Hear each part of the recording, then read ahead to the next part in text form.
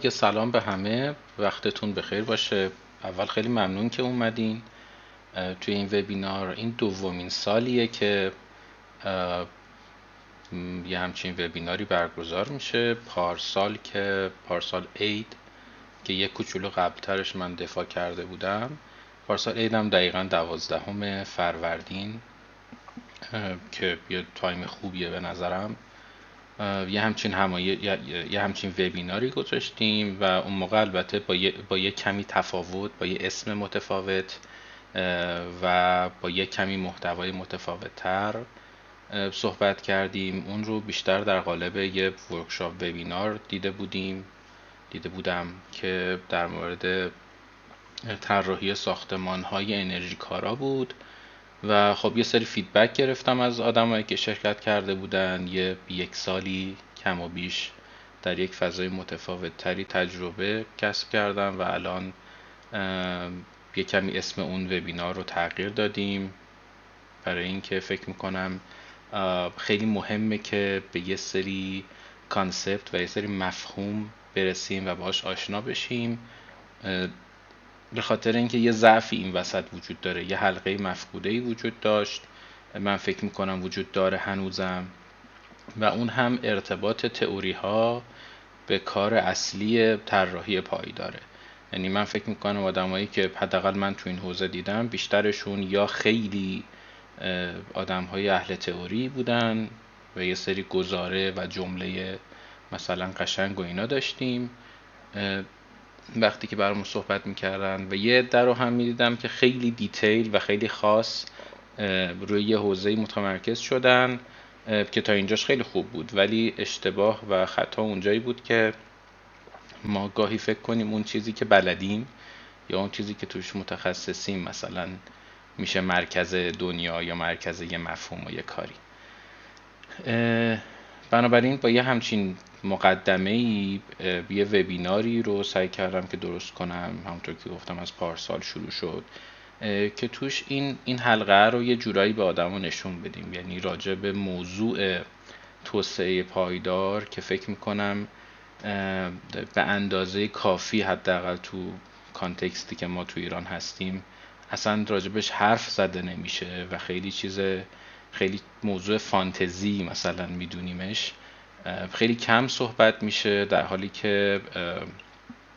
حالی که خیلی خیلی مهمه، از جنبه های مختلفی هم مهمه. یادم ترم یک که من قبول شده بودم، طرح یکمون توی دانشگاه علم و صنعت گرایش معماری پایدار با آقای دکتر فیضی بود. نمیدونم چند نفر اینجا دکتر فیضی رو میشناسن.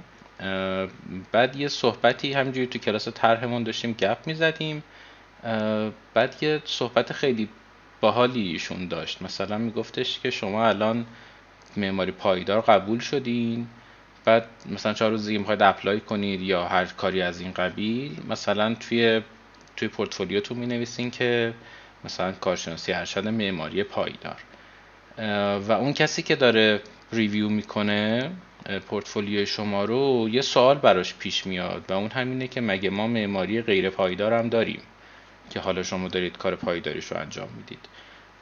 برای اینکه الان دیگه موضوع پایداری یه موضوع پیشفرضه، اصلا موضوعی نیست که عدد ولیو باشه، موضوعیه که بدیهیه. اون کسایی که کار کردن میدونن خیلی جاها مثلا در ریتینگ سیستم ها یا استانداردهایی مثل لید بخش زیادی از موضوع طراحی و امتیازاتی که به طرح میدن اصلا امتیاز نداره، میدونین؟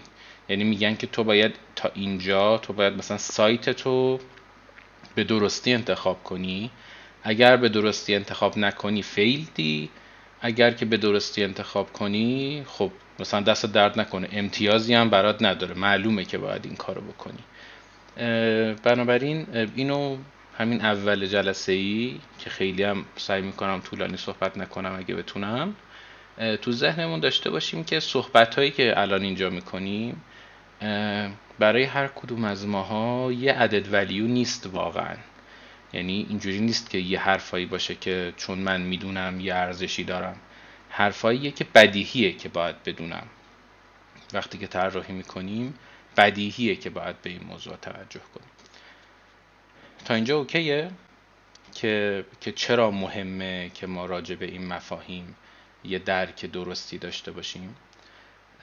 نکته که وجود داره اینه که توی این تایتل Sustainable Development که در حوزه‌های خیلی زیادی این ورود پیدا کرده و واقعا مثل یه مفهوم، یه مفهوم، یه کانتکست که کانسپت های مختلف رو تو دل خودش نگه میداره، توی رشته های مختلفی داره خودشو نشون میده. یکی از این شاخه هایی که در دنیا به شکل کلی وجود داره موضوع بیلت انوایرمنت دیگه، که خیلی ترجمه فارسیش هم من پیدا نکردم ترجمه درستی. هر آنچه که انسان درش مداخله کنه در محیط رو مثلا میگن بیلت انوایرمنت. یعنی اگر مثلا ما جنگلی داریم که آدم ها یه چیزایی رو توش تغییر دادن، درخت کاشتن توش، کاملا در حوزه بیلت انوایرمنت قرار میگیره. آره، محیط انسان ساخت و این ترجمه ها رو دیدیم، ولی نه واقعا، یعنی دقیقا اون معنی رو نمیده. میدونی؟ به خاطر اینکه محیط هایی که انسان نساخته ولی توش مداخله کردم تو این کتگوری میگنجه. میدونی؟ یعنی یه کمی بزرگتره. هر اون چیزی که آدم ها یه جورایی دارن روش اثرگذار میشن و این اثرگذار شدن حتی میتونه راجب جاهایی باشه که آدم ها هنوز پاشون هم نذاشتن، ولی با تغییرات اقلیمی که یه جای دیگه دنیا ایجاد میکنن تو اون جای دیگه دنیا دارن اثر میذارن و اون هم دوباره تو تعریف بیلت انوایرمنته، به خاطر اینکه بالاخره آدم ها دارن یه جورایی توش مداخله میکنن. خیلی هم معتقدن که اصلا ما محیطی جز بیلت انوایرمنت دیگه نداریم، یعنی انقدر همه جا رفتیم و به شکل‌های مختلفی داریم اثر میذاریم، برای هر جایی که ما هستیم یه بخشی از بیلت انوایرمنت، منتها در لول‌های مداخله متفاوت. و امروز قراره یه کمی راجع به این صحبت کنیم که تو مفهوم توسعه پایدار در محیط‌های انسان ساخت چه شکلیه. به دو دلیل راجع به این باید حرف بزنیم. یکی این که فکر میکنم تقریبا همه ما که اینجاییم حالا یا معماری خوندیم یا شهرسازی خوندیم و فیلدمونه، کارمونه که باید روی این حوزه باشیم. و دلیل دوم که مفصل امروز راجع بهش حرف میزنیم اینه که محیط ما بستر همه فعالیت‌های ماست و حتی اگر ما معمار و شهرساز نبودیم هم یک آشنایی خیلی خوبی رو باید با این حوزه می داشتیم، برای اینکه بالاخره داریم توی اون محیط زندگی میکنیم. یادم اون موقعی که داشتم تصمیم میگرفتم که معماری بخونم یا نه، داشتم به این فکر میکردم که ما وقتی مثلا توی خیابونی راه میریم، توی این محیطی هستیم، حتی وقتی که مثلا فکر کنید دقیقا اون مثالی که اون موقع تو ذهنم بود این بود، گفتم حتی وقتی ما میریم سینما، میریم یه پردیس سینمایی، یه فیلم میبینیم که اون فیلم روی ما اثر میذاره، ولی حتی اثر اون اثری که فیلم رو ما میذاره هم در کانتکست اون ساختمونه، در کانتکست اون طراحیه.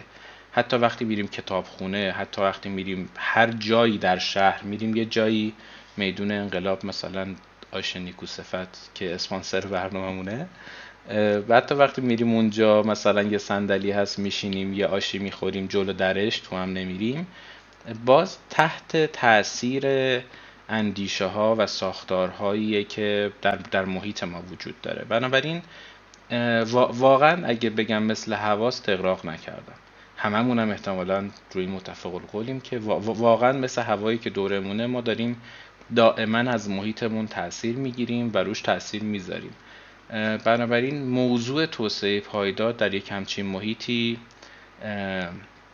خیلی میتونه سر و شکل و ساختار متفاوتی داشته باشه، خصوصا برای ماهایی که احتمالاً بخش زیادیمون آینده حرفه‌ایمون یا الان یا در آینده طراحی این بیلت انوایرمنت.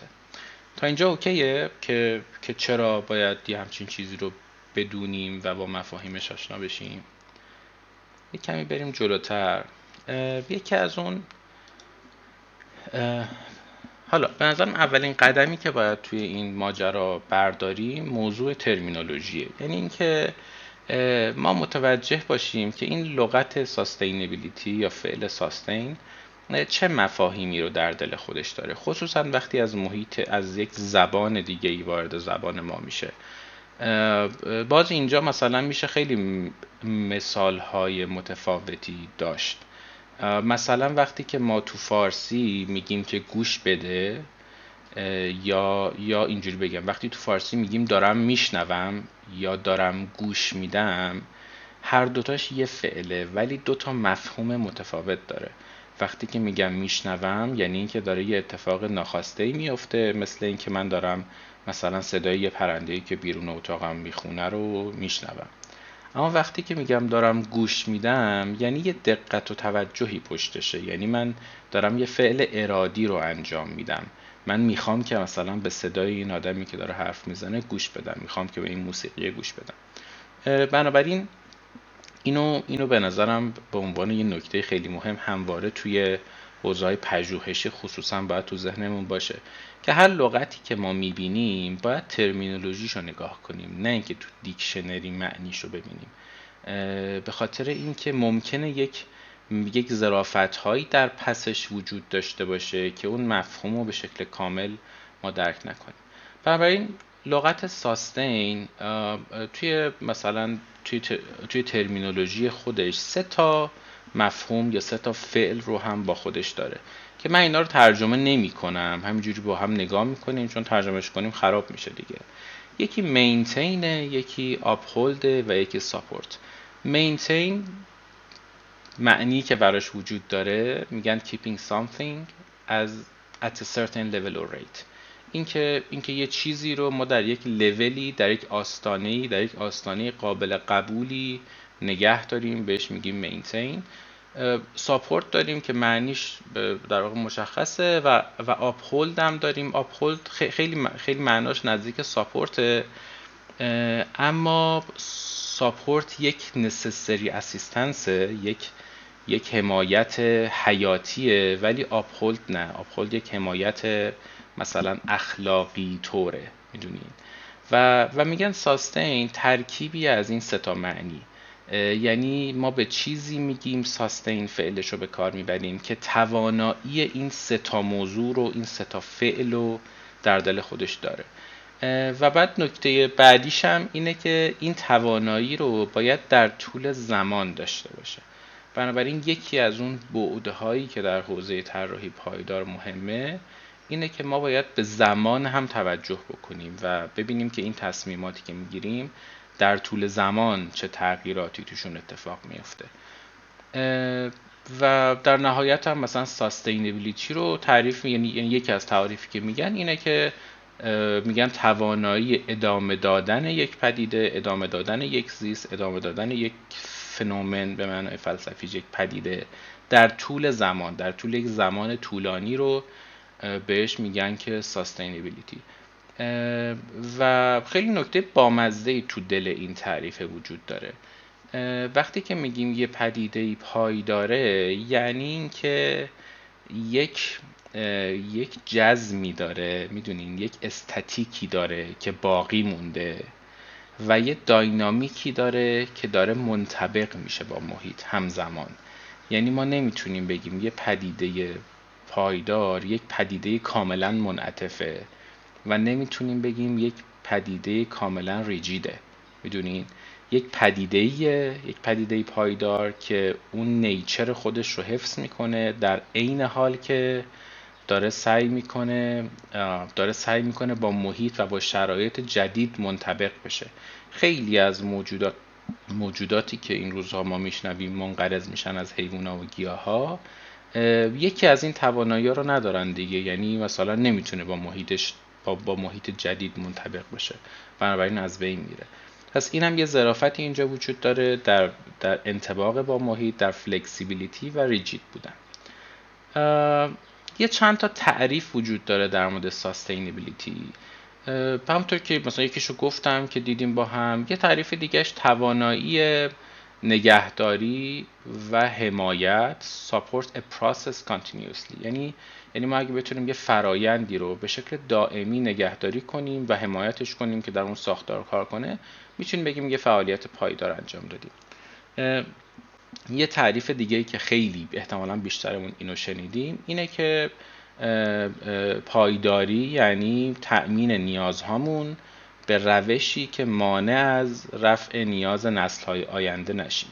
بنابراین اینجا هم ما می‌بینیم که مفهوم زمان یا تابع و بعد زمان خیلی مهمه و اینکه در نهایت به این دوتا دلیل موضوع پایداری در نهایت خودش موضوع اجتماعیه که اینو مفصل امروز راجبش حرف میزنیم، اما با وجود اینکه دایمنشن های متفاوتی براش قائلیم، همچنان معتقدیم که در نهایت خودش این موضوع اجتماعیه، به خاطر اینکه به نسل ها، به زمان و تو تعریف آخر به همزیستی این موجودات و این آدم ها و این اجزای بیلت انوایرمنت در طول زمان وابسته است. حالا اینجا یه on earth هم داره، یعنی coexist on earth over a long time. بنابراین بعضی ها فکر میکنن که موضوع پایداری که منم اونجوریم هم به بعد زمان وابسته است و هم به بعد مکان وابسته است.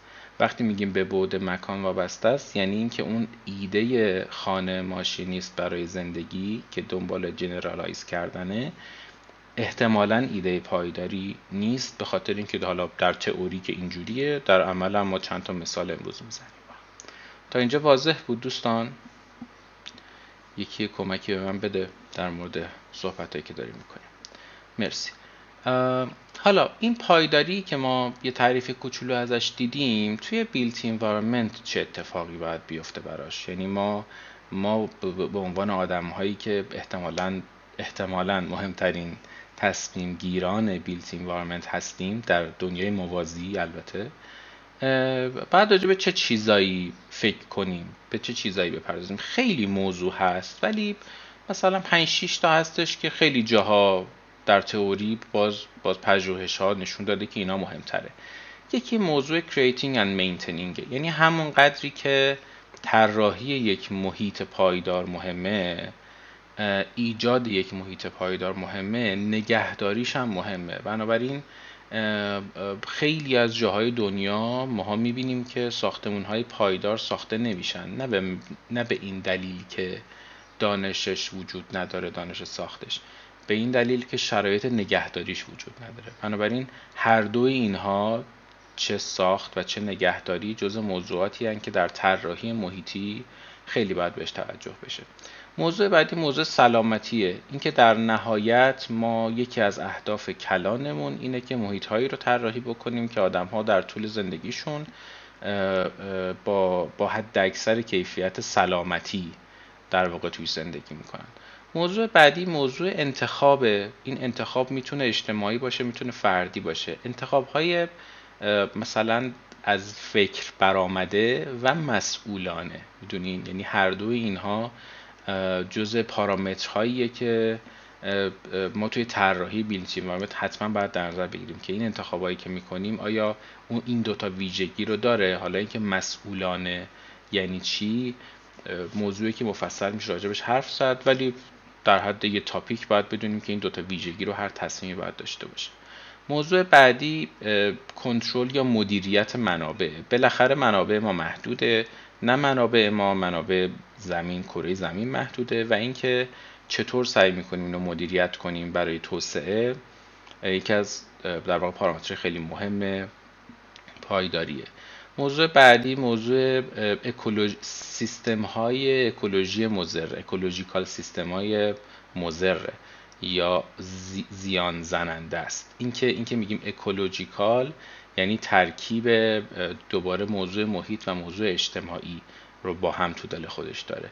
اینکه این سیستم ها رو چطور ما شروع میکنیم مدیریت کردن یکی از اون تاپیک هاست، و در نهایت دوباره توجه رو داریم به future generations. یعنی همه این 5 تا پارامتری که گفتیم در عین حال که اینجا و اکنونش رو باید ببینیم، باید یه نیم نگاهی نسبت به آیندهش هم داشته باشیم که هر تصمیمی در طول زمان چه اتفاق یا چه بلایی سرش میاد. احتمالاً دیدیم مثلا واقعا نمیم کی بود که یهو شهرداری تصمیم گرفت روی این پلایی که ماشین میگذره یه سری گلدون بذارن، اون لبه اون نرده ها و مثلا عید رو اونجوری خوش باشن. و احتمالا هممون هم دیدیم دیگه که اینا تو تهران که هست مثلا یه هفته 10 روز این پلا خوشگله، بعد یه هفته 10 روز یه منظره خیلی بدی داره دیگه. یعنی یه سری سبد دارن که اینا مثلا خوش شده خالیه، یه بادی میاد خاکش میاد تو ماشینا، بعدتر فکر کردن که رفتن یه سری شیلنگ کشیدن، اون شیلنگا رو سوراخ کردن که به اینا آب بدن، بعد فهمیدن که اون گلا فصلیه. میدونین یعنی یه تصمیمی میگیره که اون که فقط اون لحظه شو داره تعمین میکنه و چون ملاحظات مرور زمان رو توش نداره میتونیم بگیم این تصمیم درستی نبوده. 3 تا بخش وجود داره. البته بخش ها یا اسپکت ها یا دایمنشن های پایداری خیلی بیشتر از این حرفان، ولی 3 تا رو معمولا در واقع نام میبرن و این قابل پذیرش، یعنی پذیرفته شده است از طرف بیشتر متخصصین این حوزه. یکی جنبه های محیطی environmental aspect، یکی جنبه های اقتصادی economical aspects و یکی جنبه های محیطی social aspects. دوباره اینجا یه دعوایی وجود داره که رابطه بین این 3 تا حوزه چجوریه. بعضیا اینا رو حوزه های جدا از همی میدونن، بعضیا اینا رو حوزه هایی در دل هم میدونن، مثل این در واقع نمودار که یه بخشایی با هم مثلا مشترکه، یه اسمایی برای جاهایش میذارن، ولی اینکه در نهایت اینها چطور با هم ارتباط دارن موضوعی که هنوزم بر سرش دعواست. خیلی هم منطقی دعوا باشه، به خاطر اینکه ما احتمالاً اگه ذره فکر کنیم به این نتیجه میرسیم که ما هیچ تصمیمی نداریم که فقط بعد اجتماعی پایداری رو تامین کنه. هر تصمیمی که ما مثلا توی این تیکه داریم میگیریم حتما روی بخش‌های دیگه هم اثر گذاره. یعنی ما نمیتونیم اینو اصلا جدا بکنیم. ما نمیتونیم یه تصمیمی بگیریم که مثلا خیلی از نظر محیطی پایداره ولی از نظر جنبه‌های اجتماعی بگیم هیچ تأثیری نداره. بنابراین کلی دیاگرام در مورد این در واقع ایجاد شده که با هم چند تاشو میبینیم. یه ملاحظه این وسط وجود داره، اونم اینه که از یه سالی به بعد که میشه روی تایملاینی فکر میکنم مثلا یعنی پژوهش ها یا تاریخ نویسا گفتن که از 1870 حدوداً یه سری مشکل در حوزه پایداری به وجود اومد که این خیلی دیگه جدی بود. میدونین یعنی خیلی اثرگذار بود، خیلی داشت زندگی ماها رو درگیر میکرد که 5 تا رو من اینجا نوشتم و این باعث شده که معنای پایداری رو ما تقلیل بدیم به این دسته از مشکلات. یعنی مثل یه آدمی که 600 تا زخم داره ولی خب یه شاهرگش بریده شده، نه همه میرن سراغ این که اول اون شاهرگ رو درست کنن، ولی این به این معنا نیست که زندگی سالم فقط منوط به اون زنده موندن است. قبوله؟ بنابراین این مشکلات که این 5 تاست، یکی کلایمت چینج، یکی انقراض مثلا گونه های مختلفه، یکی به هم خوردن اکوسیستم ها و روابط بینشونه که در طول میلیون ها سال دیولپ شدن یا با هم همزیستی دارن، یکی خشک شدن زمین هاست و یکی هم آلودگی آب و هواست. این 5 تا مهمترین مشکلاتیه که ما در حوزه پایداری این روزا باهاش درگیریم، اما هم معنی پایداری نیستیم. اینا یه بخشی از پایداریه که فقط به این دلیل که الان خیلی داریم درد میکشیم از اینا، خیلی وقتا با تسامح پایداری رو به این موضوع در واقع ترجمه میکنیم، به این موضوعات. ولی فقط خواستم بگم که این شکلی نیست. یعنی خیلی موضوعات گسترده تری هن، ولی الان اون شاهرگه که داره باعث میشه ماها از بین بریم احتمالاً این 5 تاست.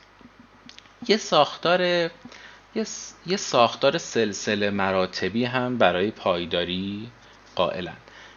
اونم اینه که اون دیاگرامه که بالا دیدیم که گفتیم مثلا چند تا اینجوری چند تا حلقه است تو هم و یه بخش مشترکی داره. بعضیا میگن نه آقا این شکلیه اصلا. یعنی اینکه شما یه بستری دارید به نام environmentتون که اگر تو اونجا بتونید، یعنی تو اون بخش، تو اون لایه اگر پایداری تأمین بشود، اون وقت ممکنه که پایداری اجتماعی هم تامین بشه و اگه اون تامین شد اون وقت ممکنه که پایداری اقتصادی هم تامین بشه.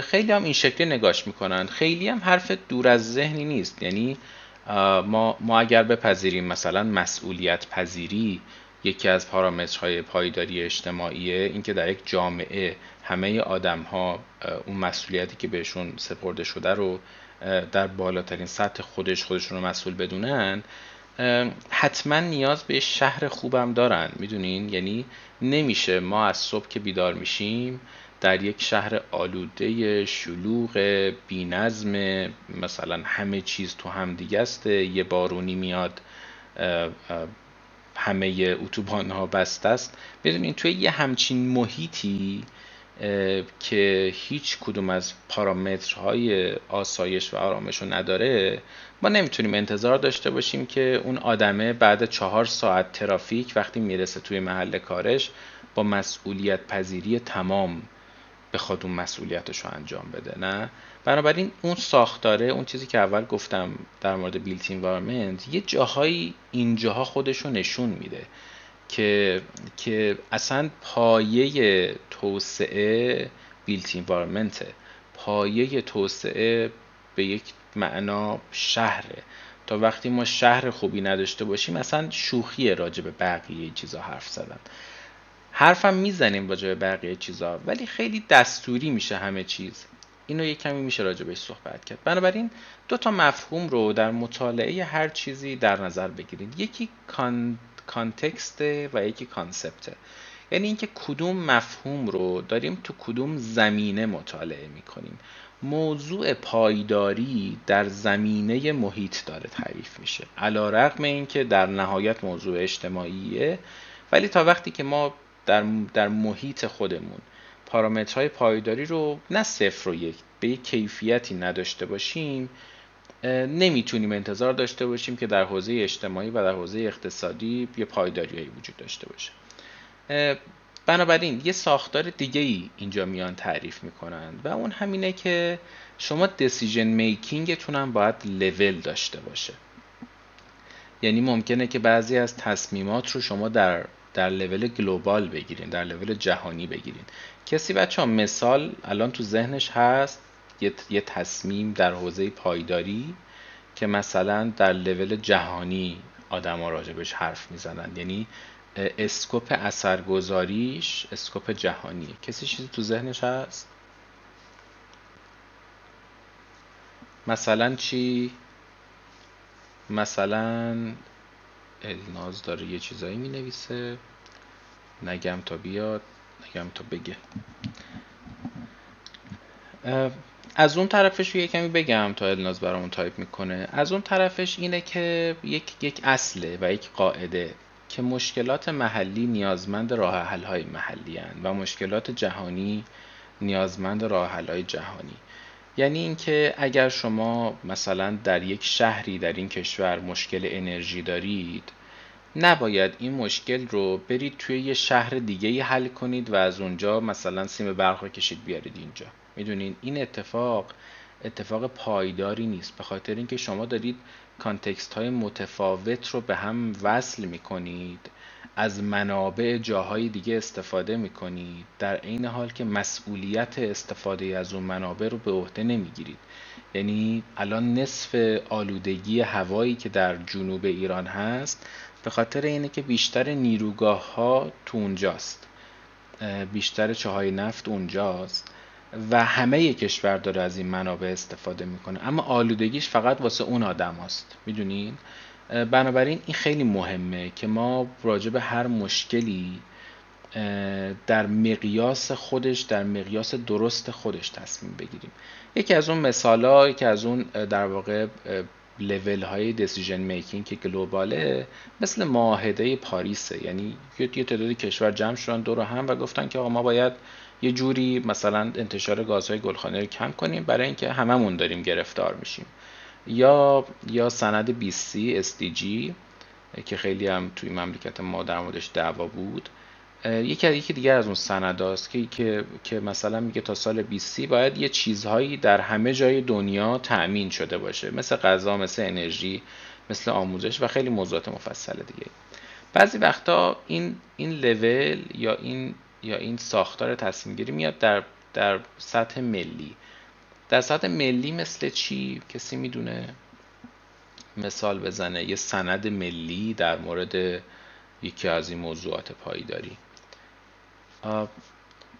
مثلا نهضت‌های سوادآموزی که یه دوره‌ای خیلی وجود داشت. یعنی شما در کشور خودت تصمیم میگیری که یکی از این لول‌ها رو یه کوچولو ارتقا بدیم، مثل مبحث 19 که ما داریم، مثل خیلی از داکیومنت هایی که مثل همه قانون گذاری هایی که انجام میشه قاعدتاً باید در این مسیر باشه دیگه. و یه لول هم لول ایندیویدوال داریم، یعنی اینکه آدما خودشون مثل کاری که ما الان داریم میکنیم، یعنی خودمون احساس میکنیم یه جایی باید جمع بشیم و با هم گپ بزنیم در مورد یکی از این موضوعات و مشکلاتمون رو در لول خودمون حل بکنیم. اینجا خیلی مهمه که ما بتونیم هر مشکلی رو به درستی بشناسیم و در لول خودش براش تصمیم بگیریم. یکی از بدترین تصمیماتی که میشه گرفت مثلا اینه که شما مثلا یه شهری در فلات مرکزی ایران آب نداشته باشه، بعد شما یه مسیری رو باز کنی، یه عالمه هزینه کنی، یه عالمه اقلیم رو تغییر بدی برای اینکه اون شهر رو به آب برسونی. خب این معلومه که این ایده پایداری نیست، به خاطر اینکه شما متوجه این نیستی که مشکلت در چه لولیه و راه حلت هم باید در همون لول باشه. تا اینجا کسی نکته‌ای داره یا نه؟ خب در مورد اون دیاگرامایی که گفتم من 3 تاشو آوردم که اینا توی پژوهش‌های مختلفه در مورد روابط بین اون 3 بخش به شکل کلی. اینی که توی سال 2019 کار شده که یک نگاه ریجنریتیو داره نسبت به در واقع نسبت به پایداری رو، من اینجا توی راینو سعی کردم که یه جوری مفهومشو برسونم. انگاری که یه منشور رو تویست کنیم، نه انگاری که یه نوار موبیوس 3 بعدی داشته باشیم.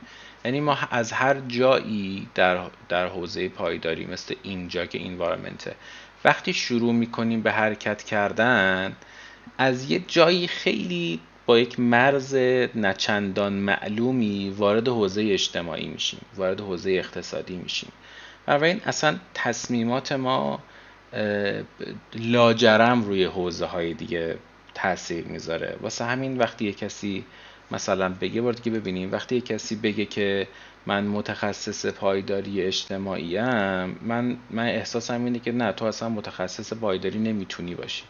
برای اینه که اینا مگه جداان از هم؟ شما مگه میتونی با یکیشون تصمیم بگیری؟ این قابل قبوله که یه کسی در یه حوزه‌اش بیشتر قوی باشه، ولی این قابل قبول نیست که آدما فقط یه بعد از این 3 بعد، حداقل 3 بعدی که ما راجعش حرف میزنیم و تامین بکنن.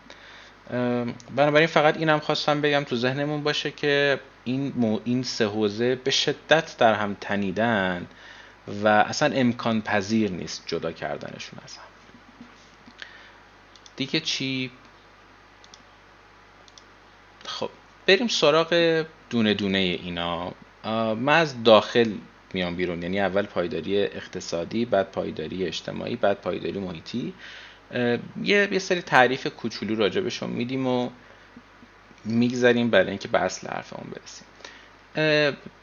به نظر شما رشد اقتصادی با توسعه اقتصادی یکیه؟ کسی ایده‌ای داره در موردش؟ یعنی ما وقتی راجع به در کانتکست پایداری اقتصادی 2 تا کانسپت داریم، یکی رشد اقتصادی و یکی توسعه اقتصادی.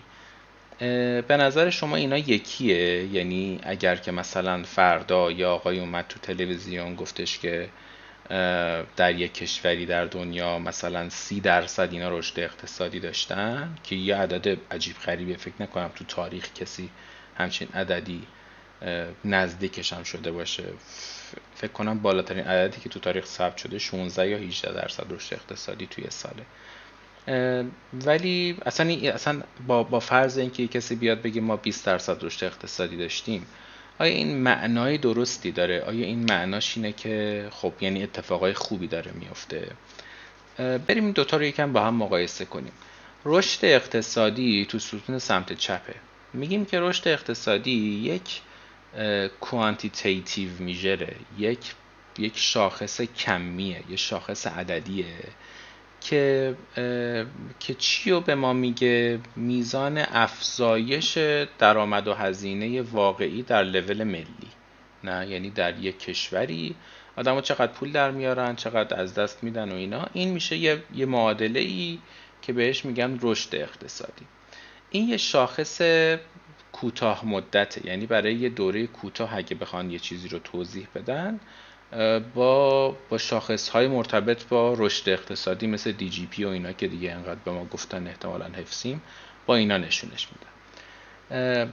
و رشد اقتصادی یک رویکرد تک‌بعدیه، میدونین، یعنی فقط داره تمرکز میکنه روی افزایش درآمد یا تناسبش با هزینه ها و این به شدت خودش وابسته است به توسعه اقتصادی. یعنی چیزی نیست که ما بتونیم جدا کنیم از اون طرف. توسعه اقتصادی یعنی چی؟ یعنی اینکه توسعه اقتصادی یه پارامتر کیفیه، میدونین، یه کوالیتیتیو میجره که بیشترین توجهش روی بهبود کیفیت زندگی و افزایش استاندارد زندگیه. یعنی میگه آقا اگر تو مثلا رشد اقتصادی داری در حالی که کیفیت زندگی آدم‌ها افزایش پیدا نمیکنه، این توسعه اقتصادی نمیشه اسمشو گذاشت. یه در واقع پارامتریه که لانگ ترمه، در طول یک زمان طولانی میشه راجبش توضیح داد و به شدت ریزالت اورینتده. ریزالت اورینتد کسی ایده ای داره یعنی چی؟ اینکه مثلا چرا اصلا یعنی چی نتیجه محور، گرایش به اهمیت نتیجه داره مثلا. میدونین خیلی نکته مهمیه به نظر من این ریزالت اورینتد بودن در زندگی. گاهی وقتا خیلی مهمه. حتی معناش اینه که یه دوستی داره تایپ میکنه، یه ذره مکس کنه. اگه کسی خواست میکروفونش هم وصل کنه میتونه وصل کنه، توضیح بده بهمون ایدهشو. معنای ریزالت اورینتد بودن بچه ها معناش اینه که اگر من یه ساختمونی میسازم و این ساختمون خراب میشه، میدونین، زلزله میاد خراب میشه، فارغ از این که من چی کار کردم، من کار غلطی کردم، میدونین. یعنی دیگه وقتی یه وقتی یه زلزله اومد و یه تعدادی آدم توی اون ساختمون جونشون رو از دست دادن، دیگه مهم نیست معمار چه ایده‌ای داشته، مهندس ساز چه ایده‌ای داشته، استاندارد بودن چه ایده‌ای بوده، میدونین. مهم اینه که آدما مردن دیگه. یعنی اصلا بحث دیگه من ندارم.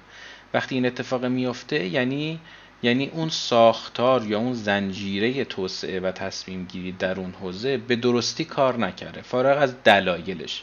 همینطور که الناز میگه نتیجه گرا بودن در تصمیمات. اکونومیکال دیولپمنت یک ریزالت اورینتد اکتیویتیه، میدونین. یعنی میگه فارغ از دلایلی که تو میتونی برای من تا صبح بیاری، اگر در اون بستر، در اون ساختار مثلا عدالت آموزشی، توزیع مناسب ثروت وجود نداره، تو خرابش کردی. اصلا هم دلایلش برای من مهم نیست.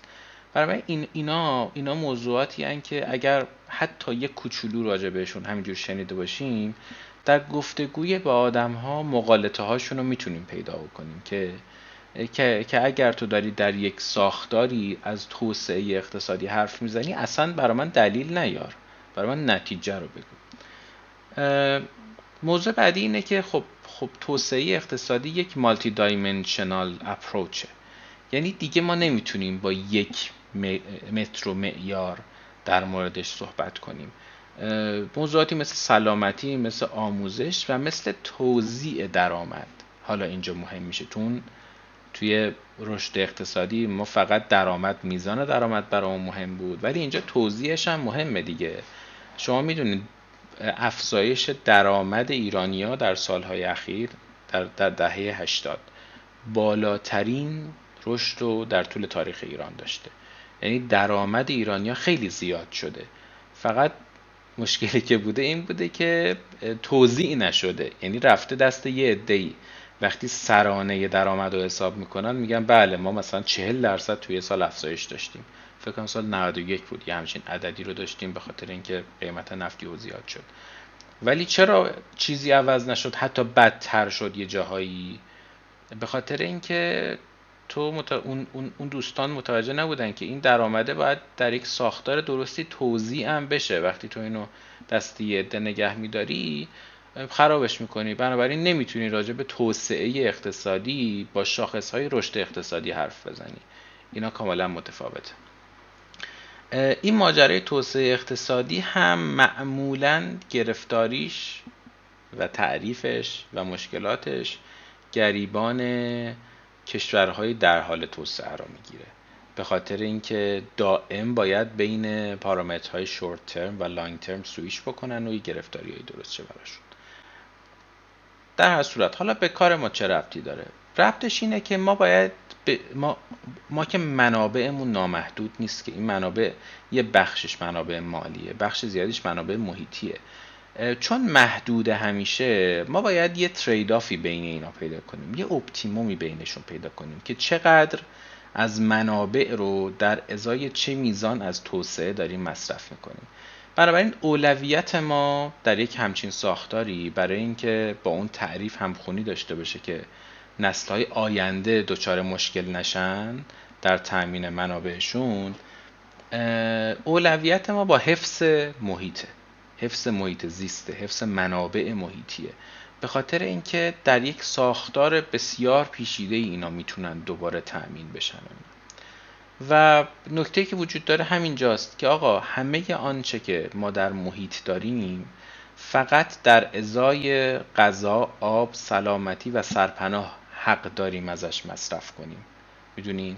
یعنی فقط ما زمانی میتونیم منابع محیطی رو به شکل مستقیم مصرف کنیم که توی این 4 تا نیاز پایمون گیر باشیم. اگر از اینا عبور کردیم دیگه شما نمیتونید یا نباید از منابع محیطیتون به این شکلی که مثلا خیلی حساب کتاب نداشته باشه استفاده کنید.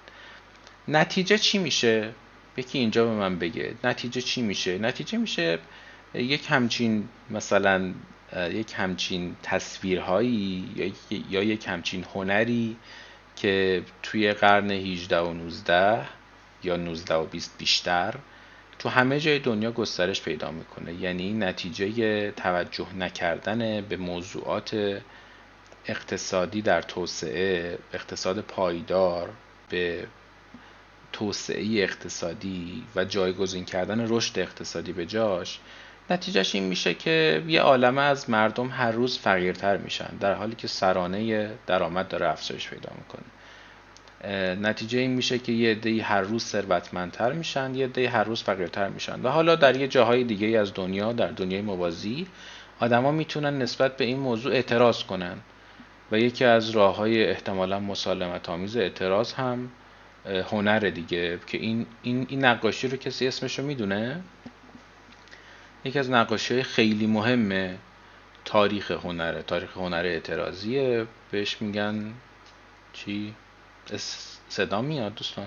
فیدبک بدین که بدونم وصلم. اسم نقاشی واگن درجه 3 که در اعتراض به اون شکل از توسعه اقتصادی یا رشد اقتصادی یا انقلاب صنعتی در انگلستانه. و کلی مجله هستن که یعنی بودن که راجع به همچین موضوعی کار میکردن. کلی فیلم ما دیدیم که به شکل‌های مختلفی آدم‌ها دارن نسبت به این موضوع اعتراض میکنن. این فیلم‌های چارلی چاپلین بی‌نظیره در این حوزه. یعنی آدمایی که محیطشون ماشینه، همه چی اتوماسیونه، همه سر کار میرن، همه تولید دارن میکنن، ولی هیچ کسی خوشحال نیست.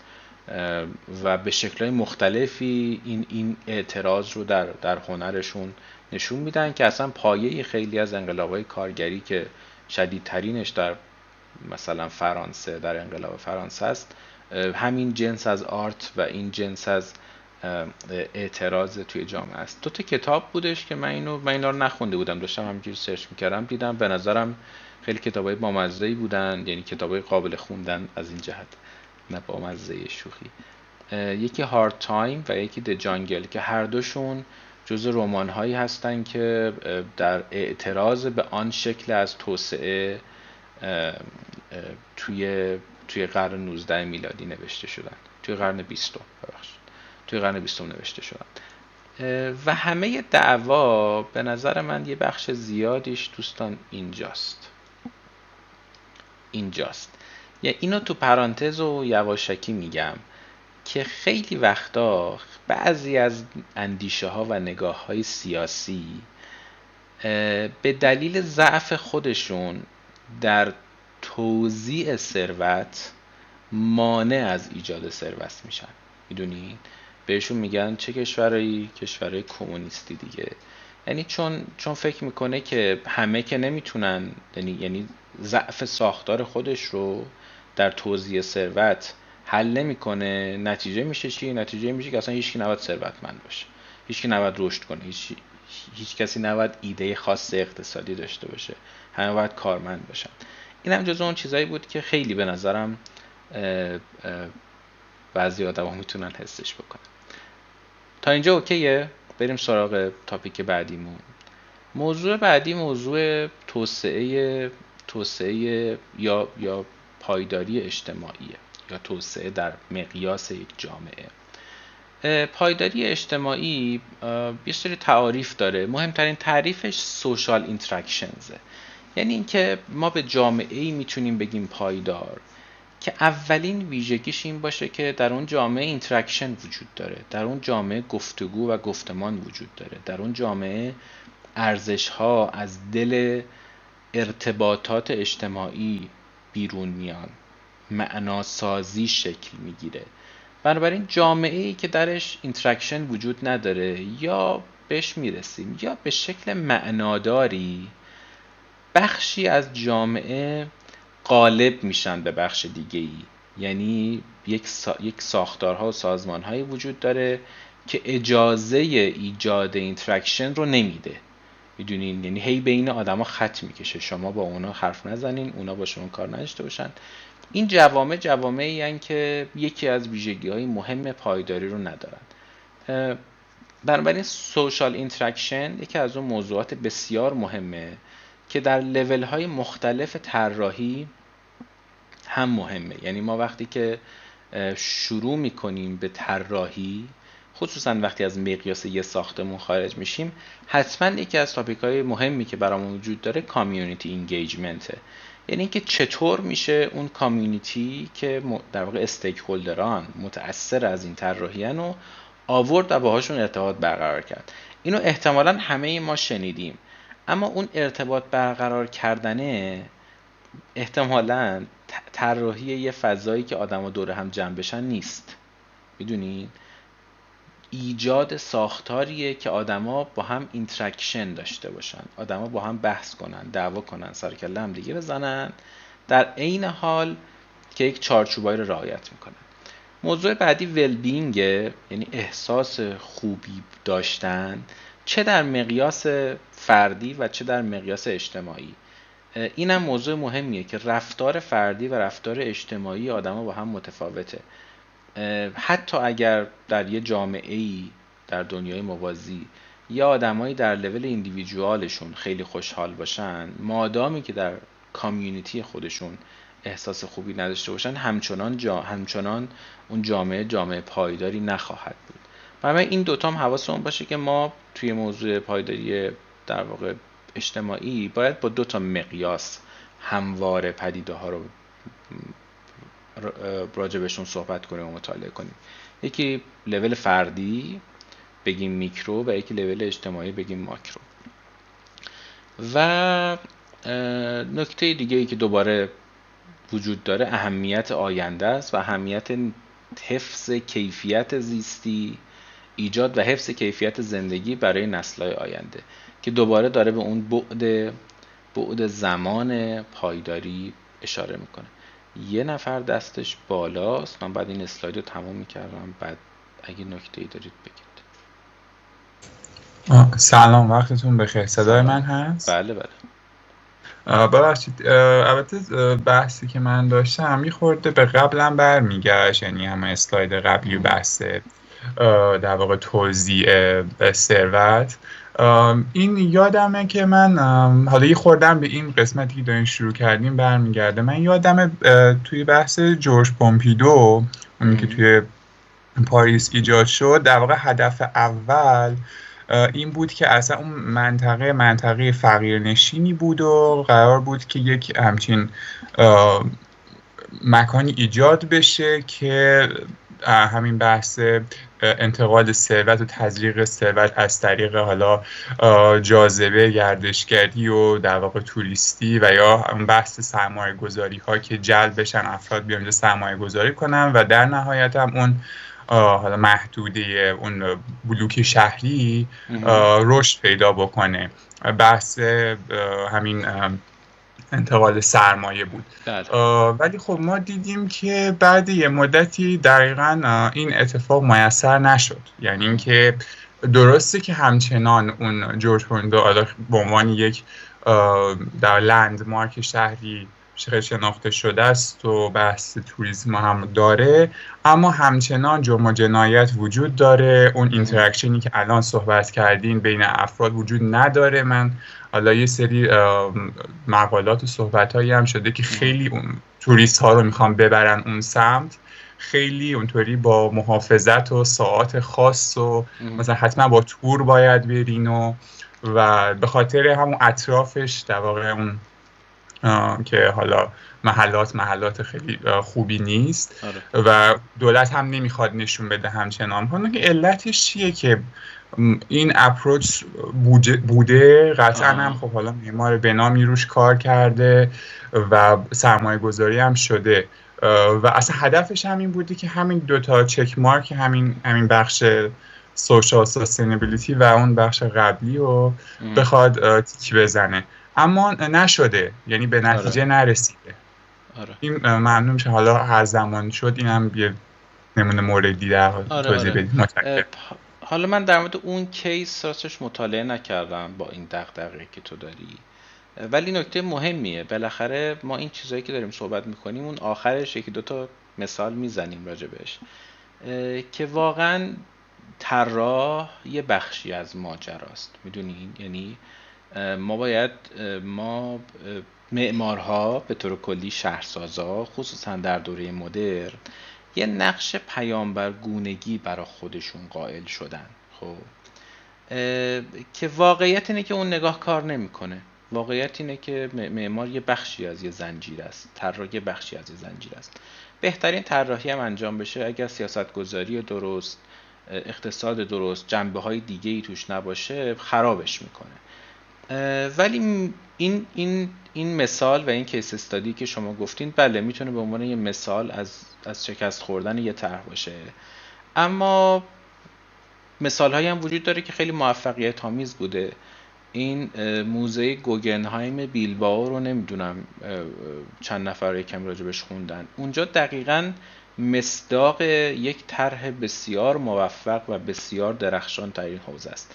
یعنی یه شهری مثل بیلبائو که یه شهر جنگ زده است، یه شهر فقیره، هیچ چی نداره واقعاً جز یه رودخونه قشنگ، با یک تغییر و با ساخت یک ساختمان زیر و رو میشه شهر. ببینین موزه ها به طور کلی، موزه ها برای اهداف اقتصادی که ساخته نمیشن، که موزه ها در واقع یه سری اهداف والاتری به اعتبار دارن برای اینکه بتونن میراث نسل ها رو در دل خودشون نگه دارن، آموزش دهنده باشن و اینا. موزه گوگنهایم بیلبائو که یکی از گرونترین موزه های دنیاست، مهمترین دلیلش هم اون ورقهای تیتانیومیه که رو بدنش کار شده، در عرض 3 سال هزینه‌اش برگشت و از اونجا به بعدش سود بود. میدونین الان من اون عدداش تو ذهنم نیست، ولی فکر میکنم سالی 18 میلیون نفر دارن میرن برای بازدید. یعنی اونم یه مثال بسیار به نظر من موفقه، با وجود اینکه به اونم خیلی انتقاد وجود داره، نه از طرف من، از طرف مثلا کسایی که منتقدن، ولی حتما مثال های موفقی هم تو این حوزه وجود داره که آدم میتونه بهشون ارجاع بده دیگه. کیس بای کیس اینا متفاوت میشن. اینو یه کمی در ادامه ما یه مثال کوچولویی داریم در مورد اینکه به هیچ وجه نسخه کلی وجود نداره و هیچ مسئله ای رو در حوزه پایداری مادامی که به درستی همه جوانبش سنجیده نشده نمیشه نظر داد، نمیشه تصمیم گرفت. اگر انجام بشه خراب شده. حالا امیدوارم که جواب سوالتو کم و بیش گرفته باشی تا یه ذره جلوتر هم یه کوچولو دیگه راجبش حرف بزنیم. کس دیگه نکته ای داره؟ هنوز یه نفر دستش بالاست، نمیدونم سپهره یا یک کس دیگه است. خب یک کمی دیگه بریم جلو. توی حوزه پایداری اجتماعی 5 تا بخش وجود داره، 5 تا کی المنت وجود داره برای اینکه ما بتونیم یه چیزایی رو اندازه بگیریم. اینم بچه‌ها نکته ایه، یعنی ما تا وقتی که چیزی رو نتونیم اندازه بگیریم نمیتونیم در موردش با هم دیگه وارد گفتگو بشیم. میدونید مثل این که من مثلا بگم آقا یه خودکار خریدم خیلی زیباست، بعد از نظر مثلا سپهر اینه که زیبا نیست. میدونین تا وقتی که ما نتونیم اینو با یه عددی، با یه رقمی، یه جوری اندازه بگیریم که خب ما همینجا دیالوگمون تموم میشه. یعنی من میگم قشنگه، اون میگه نیست، ما دیگه بحثی نمیتونیم داشته باشیم. اما اگه بتونیم یه جوری اینا رو کمی بکنیم و اندازه بگیریم، اونجاست که ما میتونیم مقایسه کنیم و ایده ها رو اولویت بکنیم. اینم به عنوان 5 تا پارامتر در حوزه پایداری اجتماعی. چون من خیلی میشنوم که خیلی‌ها فکر میکنن پایداری اجتماعی مثلا خیلی کیفیه، نمیشه چیزی رو اندازه گرفت و مثلا خیلی باید آدما در یک دیدگاه فلسفی پدیدارشناسانه باشن. اونا هست حتما، ولی میخوام بگم که 5 تا شاخص هستش که خیلی جدی و خیلی سفت و سخت میشه بهشون عدد نسبت داد و به جوامع مختلف درجات متفاوتی از پایداری اجتماعی رو در واقع نسبت داد. یکی ایکویتی اند فرنسه، این که چقدر آدم ها شانس ها در واقع دسترسی برابر به فرصت ها، به منابع و به عدالت اجتماعی دارند. اینکه آیا در یک جامعه‌ای بخشی از جامعه به یه منابع بیشتری دسترسی داره یا عدالت به سمت اونا قش میکنه یا نه، چقدر قش میکنه، یکی از پارامترهایی که در حوزه پایداری اجتماعی میشه راجبش صحبت کرد. یکی کامیونیتی دیولپمنت، این که آدم‌ها چقدر ظرفیت انعطاف پذیری در یه جامعه دارن، جوامع چقدر احساس در ارتباط بودن و ساپورت شدن دارن آدم‌ها تو اون جامعه. اینکه چقدر این اتفاقا میفته، اینکه چقدر یه جامعه تاب در واقع تغییرات و نظرات مخالف خودش رو داره، دوباره یکی از اون پارامترهایی که در توسعه اجتماعی بهش توجه میشه. موضوع بعدی موضوع سلامتیه که این هم شامل سلامتی در واقع روانی میشه، هم شامل سلامتی جسمی میشه.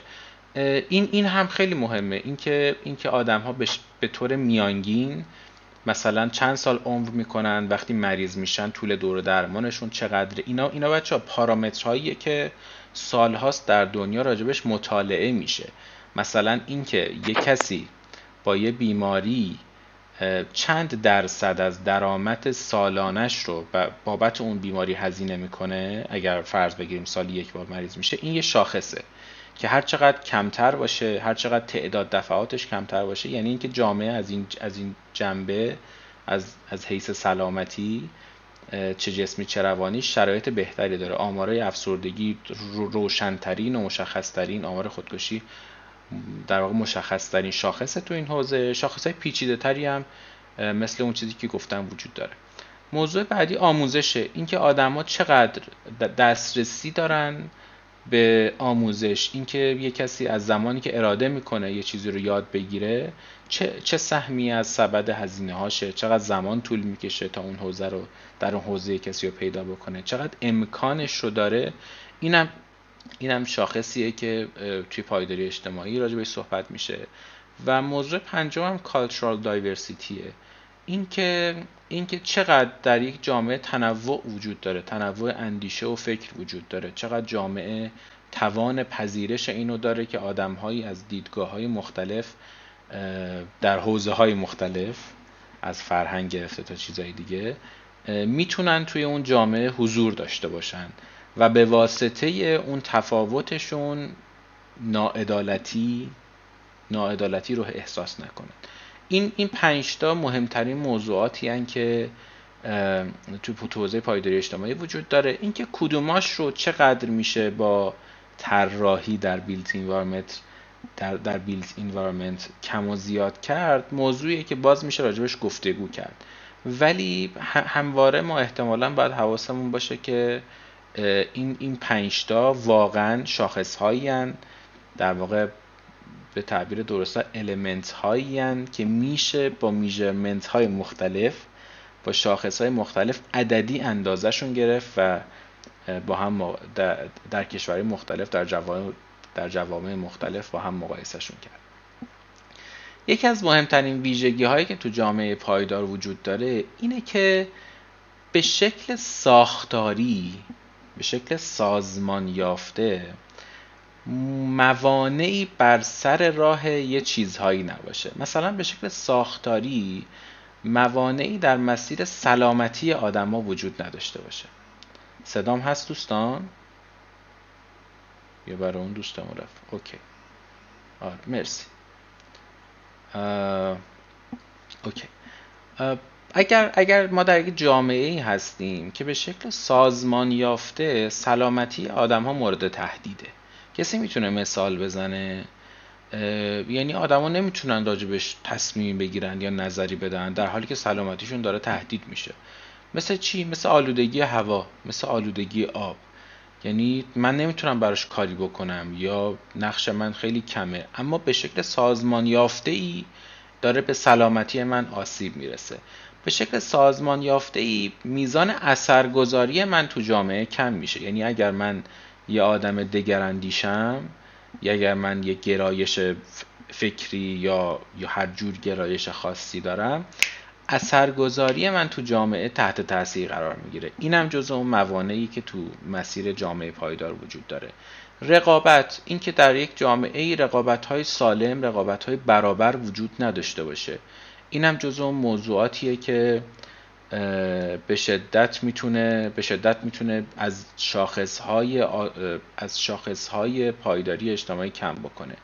موضوع بعدی این پارشیالیتیه، اینکه چقدر جانبداری به شکل سیستماتیک وجود داره. اگر یه آدمی یه نگاهی داره، یه رابطه‌ای داره، یه فامیلی داره، من چقدر اینو احساس میکنم که یه منابعی یا منافعی بیشتر از من داره. به همون میزان جامعه من از پایداری، از ویژگی‌های جامعه پایدار بدوره. و بحث خیلی خیلی مهم بعدی مینینگ میکینگه. کسی ایده ای داره مینینگ میکینگ یعنی چی؟ اینکه یه جامعه‌ای چطور معناسازی میکنه در دل خودش. خیلی نکته مهمیه و به نظرم به شکل غم‌انگیزی ما اینو نداریمش. میدونین؟ به شکل غم‌انگیزی سال هاست که به نظر من مای جمعی ما خاموشه، حرفی نمیزنه. مثلا اگر در جامعه‌ای مثل آلمان، همجوری من که نرفتم، احتمالاً آدم آلمانی هم تو زندگیم ندیدم، ولی همینطور که بهش فکر میکنیم، از چیزایی که میشنویم، جامعه آلمان یک مینینگ میکینگ داره. اون مینینگ میکینگشون چیه؟ یعنی اگه شما بخواید اگه بخواد جامعه آلمانی رو توضیح بدید، میگید که اینا چه معنایی تو دل خودشون دارن، به چی معروفن. احتمالاً به اینکه مهندسای خیلی خوبی هن، احتمالاً به اینکه خیلی آدمای منظمی هن. آفرین. میدونین؟ یعنی اون جامعه تونسته یه ارزش و یک معنایی رو از دل خودش به وجود بیاره و آدم‌ها حول این ایده یا حول این، با اکراه میگم، ایدئولوژی، میتونن با هم کار کنن و جمع بشن. میدونین یعنی اگه یه کسی در آلمان، یه آلمانی زندگی کنه که صبح دیر بره سر کار، این یه ضد ارزشه. میدونین جامعه فرانسه مثلا به چی معروفه؟ کسی شنیده راجع به این؟ فرانسوی‌ها مثلا خیلی خلاقن دیگه، خیلی آرتیستن دیگه، خیلی پیشروان احتمالاً، آره خیلی خیلی هنرمندن دیگه. بنابراین اونا مثلا خیلی آزادی بیان که اصلا عجیب غریبه اونجا. البته خیلی هم در این حوزه‌هایی ندارن، ولی حالا واقعا آدما میتونن بیان تو خیابون و راجع به هر چیزی، هر کسی هر چیزی دوست دارن بگن انگار. بازم من نرفتم، فقط دارم در مورد کانسپتش حرف میزنم. مثلا تو این کشورهای شرقی، ژاپنیا به چی معروفن؟ ژاپنیا مینینگ میکینگ جامعهشون چیه؟ تازه این مینینگ میکینگ چیزیه که در طول زمان تغییر میکنه ها، یعنی هی عوض میشن. مثلا احترام به سنت، نظم، اصول اخلاقی، ترادیشنال کار. به نظر من خیلی سخت کوشی خیلی براشون ارزشمنده. مثلا اینجوری هن که اگه کسی در حین کار بمیره مثلا خیلی آدم ارزشمندیه. آره سامورایی هم دارن. ولی حالا بیاین برگردیم به جامعه ما چه مینینگ میکینگی داره؟ ما به عنوان آدم هایی که کنار هم دیگه هستیم، حاصل اینتراکشن های اجتماعیمون آیا حول یک سری مفهوم شکل میگیریم؟ حالا با اخلاقی غیر اخلاقی بودنش هم حتی کار ندارم. مثلا این چیزی که پرتو میگه خیلی غم انگیزه. مثلا اگه من به شما بگم یه جایی میرم سر کار، روزی 45 دقیقه کار مفید میکنم ولی حقوق 8 ساعت رو میگیرم، تازه اضافه کاری هم وای میستم. ما که اینجوری نیستیم، ولی احتمالاً یه آدمایی هستن که میگن به چه مثلا پسر زبلی، چه آدم مثلا باهوشی. اگه بگم مثلا من ماشین خرید و فروش میکنم، بعد یه ماشینی رو 40% روش میکشم، اگه خونه خرید، نه اون مینینگ میکینگش تو جامعه ما امیدوارم اینجوری نباشه واقعا، ولی اینجوریه که احتمالا اینجوریه که چه آدم زبلیه، بابا باری کلا. در حالی که مثلا احتمالا اگه شما برید در جامعه مثل ژاپن، این خیلی کار پرمعنایی نیست، خیلی کاریه که حتی ضد ارزشه. پس یکی از موضوعات خیلی مهم که به نظرم باز از اون چیزاست که در لول فردی و اجتماعی ما میتونه اثرگذار باشه، اینه که چقدر یه جامعه ظرفیت ایجاد مفهوم داره، ظرفیت ایجاد گفتمان و معنا داره. یه آدمی بوده قبل از انقلاب، بعد انقلاب هم هست، یه کتابی از زیر آسمان کبود اگه اشتباه نکنم. کسی خونده این کتاب رو؟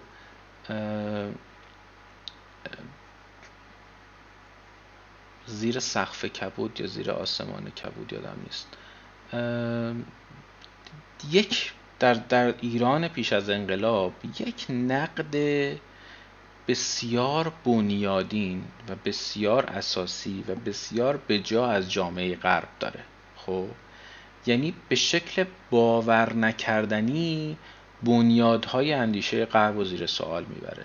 بعد همین آدم بعد از انقلاب در دفاع از غرب کتاب مینویسه. میدونین یعنی همینطور که این دوستمون که اسمم نداره میگه، شرایطی که به وجود میاد باعث میشه آدم ها مینینگ میکینگ بکنن یا نکنن، و اگر اون جامعه داره این کار رو میکنه به کدوم سمت داره این کار رو انجام میده.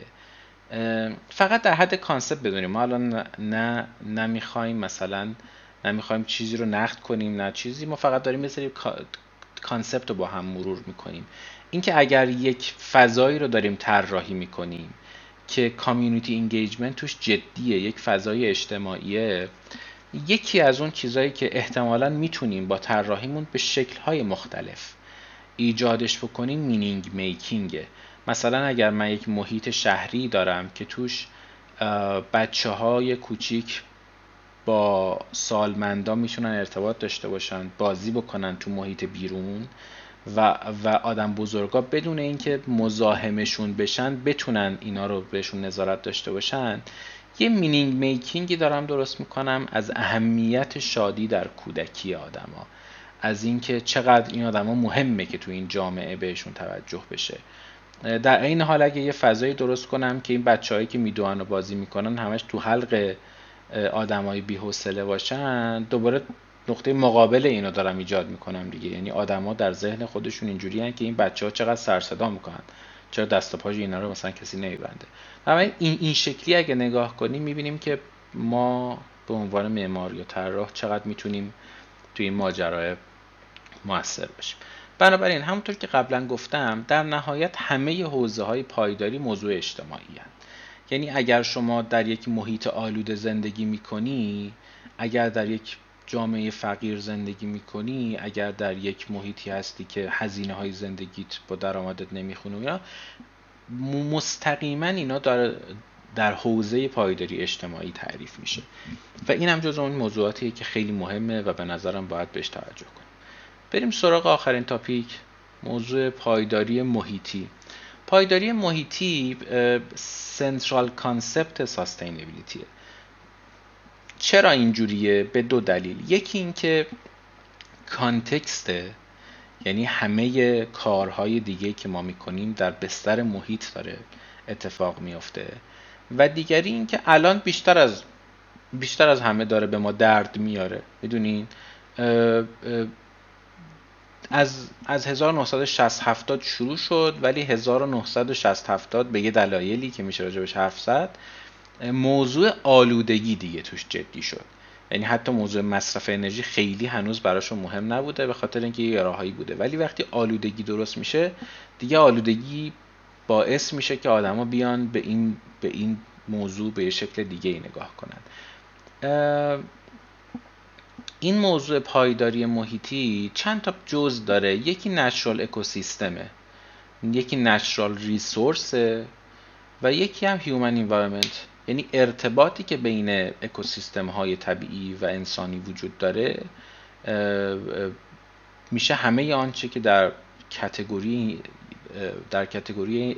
environmental sustainability تعریف میشه. بعدها یه چیزای دیگه هم بهش اضافه میشه که حالا گاهی آدم راجعش حرف میزنن. اینجا یه علمی به وجود میاد به نام سوشیولوژی، خب، که ترکیبیه بین موضوعات اجتماعی و موضوعات محیطی. این که موضوعات محیطی یا محیط ما نه تنها روی سلامتیمون یا سلامتی جسمی و روانیمون به شکل یک فرد مؤثره، که حتی میتونه فرهنگ زایی بکنه. اینو احتمالاً هممون میتونیم بپذیریم که آدم‌هایی که مثلا در شمال ایران زندگی میکنن به واسطه محیطی که توش هستن فرهنگ متفاوتی هم دارن، نه؟ یعنی ارتباط این دوتا رو ما توی تاپیک سوشیولوژی میفهمیم. الگوهایی که در واقع روابط اجتماعی میتونه در دل خودش داشته باشه. چه الگوهایی وجود داره؟ نمیدونم چند نفر این شهرها رو مثلا رفتن، احتمالاً بیشترمون رفتیم، ولی مثلا اگر شما به شمال رشت مثلا در شمال ایران، یه خانوم با یه پوششی با یه ویژگی‌هایی یه نقش اجتماعی داره، نه؟ که در یزد اگه همون خانوم رو کات کنی بیاری تو یزد پیست کنی کاملا معنای دیگه ای در اون جامعه داره، اصلا منطبق نیست. یا برعکس یه خانومی رو از مثلا یزد کات کنی ببری تو رشت. این موضوعیه که ارتباط بین بستر و جامعه رو میتونه بسازه. بنابراین خیلی احتمالاً به طریق منطقی میتونیم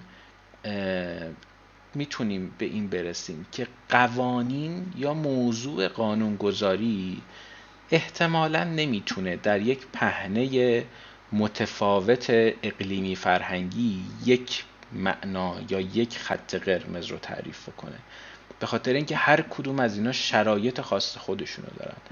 اگه اون کسایی که بازی دوست دارن دیده باشن، شما میدونید هر ایالتی در امریکا قوانین خاص خودشو داره. یه بعضی از این قوانین مشترکه، ولی بعضی از این قوانین اصلا مخصوص اون ایالت هست، به خاطر اینکه متوجه این هستن که اون آدما در یک سوشولوژی دیگه‌ای دارن زندگی میکنن، متأثر از محیط و فرهنگ خودشونن.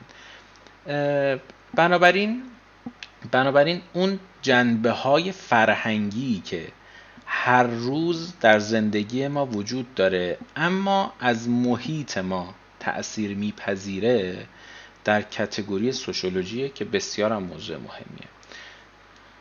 چند تا جنبه داره پایداری محیطی، یه سری اسپکت داره دیگه. maintaining ecological balance، یه تعادل اکولوژیکالی وجود باید داشته باشه، یک تعادل اقتصادی باید وجود داشته باشه. اون جامعه باید یک احساس یا یک نگاه خوشایند و امیدوارانه‌ای به زندگیش داشته باشه.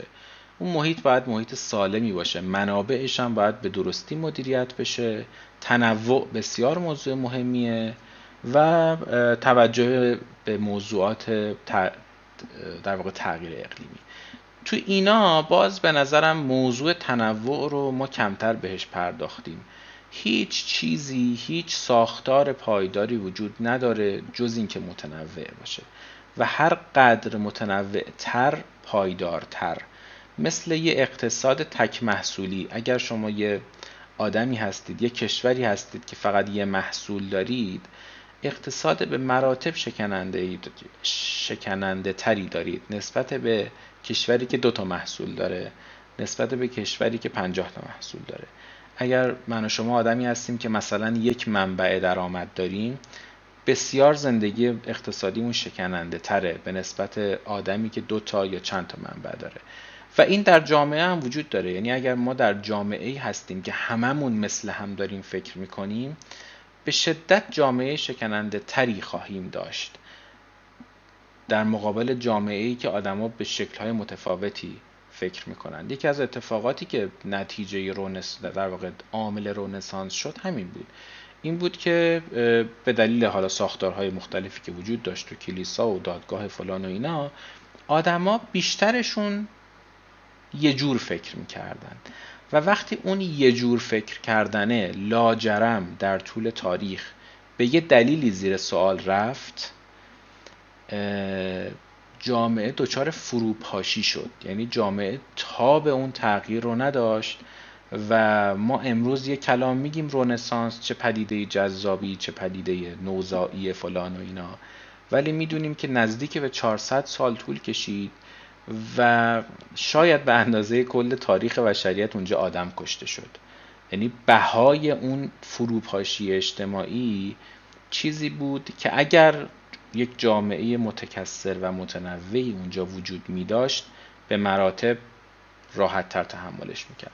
و این موضوع تنوع در حوزه‌های اجتماعی و محیطی و اقتصادی چیزیه که خیلی میتونه به ما کمک کنه. حالا بریم سراغ این که یکی 2 تا ویدیو با هم ببینیم. تغییر دما چه جوری داره اتفاق میفته. این ویدیوها رو ببینیم، کوتاه هم است.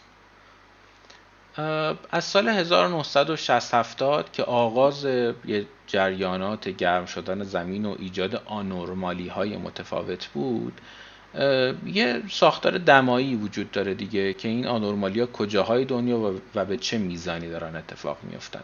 همچنین که میره جلوتر ما میبینیم که مثلا الان یه نیم نگاهی هم به ایران احتمالاً داریم که ما وضعمون چجوری و اینا، و میبینیم که جز اون جاهایی هستیم که خیلی اوضاع خوبی توی افزایش دما نداریم. اینو احتمالاً هممون هر جای ایران که باشیم تا حالا احساسش کردیم. این تغییرات دما یا این تغییر اقلیمی 36% فاینال انرژی یوز که یه بخشیش 36%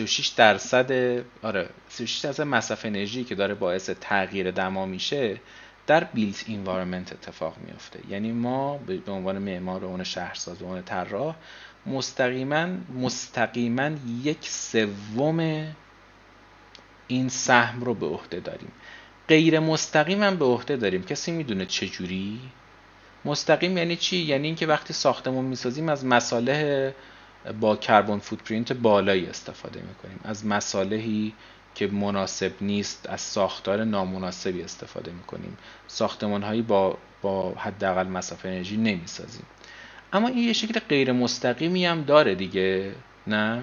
غیر مستقیمش چجوریه؟ غیر مستقیمش اینجوریه که من میام یه شهری درست میکنم که طرف خونش نزدیک اتوبان کرج، محل کارش خیابون دماونده. میدونین؟ توی این 36% مصرف انرژی یا 39% تو انتشار کربن دیده نمیشه، ولی تویی که به واسطه طراحی بد محیط باعث میشه این آدم هر روز انقدر راه رو با ماشین بره و بیاد و کربن توی هوا منتشر کنه، بنزین مصرف کنه. نه، بنابراین این جنبه هاش، این 36 یا 39% توی این دوتا پارامتر فقط در مورد مصرف انرژی و به شکل مستقیمه. به شکل‌های غیر مستقیمی هم ما این مسئول در واقع این افزایش دما و انتشار کربن هستیم. این که من اگه بخوام یه جایی تفریح بکنم در این منطقه‌ای که من زندگی میکنم، باید سوار ماشینم شم و 45 دقیقه رانندگی کنم تا به اولین محیط، مثلا به اولین فضای سبز قابل استفاده برسم. بنابراین این هم به نوعی ما مسئولش هستیم. بریم سراغ یه ویدئوی دیگه. این ویدئو بچه‌ها یه ذره طولانی تره، 3 دقیقه‌ای هست، ولی خیلی مهمه. در مورد الگوهای انتشار و توزیع کربونه. خب ما میدونیم که امروز در دنیا، خیلی جاهای دنیا، موضوع ساختمان یا فضاهای صفر انرژی یا نیر زیرو انرژی دیگه خیلی موضوع مهمی نیست. مهمترین موضوع براشون کربونه. یعنی میشه تکنیکالی راجبش صحبت کرد که ما میتوانیم ساختمان‌هایی داشته باشیم که مصرف انرژی بیشتری دارن ولی کربن کمتری تولید میکنن. یه پیچیدگی های تکنیکالی اینجا وجود داره ولی ممکنه. برای ساختمون ها آروم آروم دارن از نیر زیرو انرژی بودن به نیر زیرو کربن بودن در واقع تبدیل میشن، به خاطر اینکه مهمترین موضوع کربنه. این ویدیو رو با هم ببینیم. یه 3 دقیقه صدا هم داره، اگه صداش قطع بود بهم بگین و خیلی مهمه. Hi, this is Bill Putman. I'm a climate scientist at NASA's Goddard Space Flight Center. What you're looking at is a supercomputer model of carbon dioxide levels in the Earth's atmosphere. The visualization compresses 1 year of data into a few minutes. Carbon dioxide is the most important greenhouse gas affected by human activity. About half of the carbon dioxide emitted from fossil fuel combustion remains in the atmosphere, while the other half is absorbed by natural land and ocean reservoirs. In the Northern Hemisphere, we see the highest concentrations are focused around major emission sources over North America, Europe, and Asia. Notice how the gas doesn't stay in one place. The dispersion of carbon dioxide is controlled by the large-scale weather patterns within the global circulation.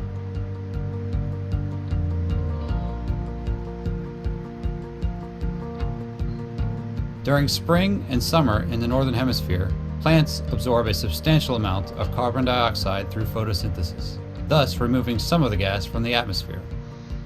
We see this change in the model as the red and purple colors start to fade.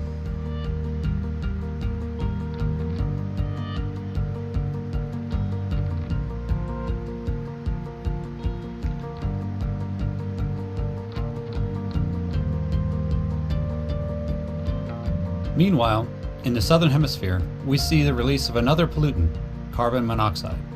This is a gas that's both harmful to the environment and to humans.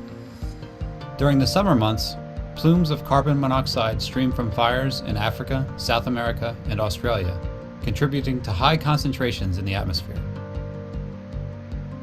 Notice how these emissions are also transported by winds to other parts of the world.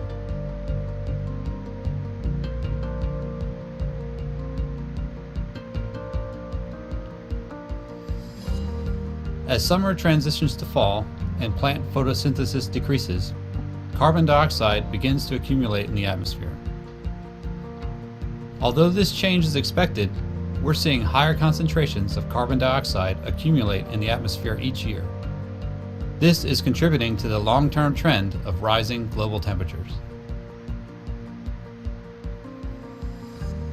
The Orbiting Carbon Observatory 2, or OCO2, will be the first NASA satellite mission to provide a global view of carbon dioxide. OCO2 observations in atmospheric models like GEOS 5 will work closely together to better understand both human emissions and natural fluxes of carbon dioxide. This will help guide climate models toward more reliable predictions of future conditions across the globe.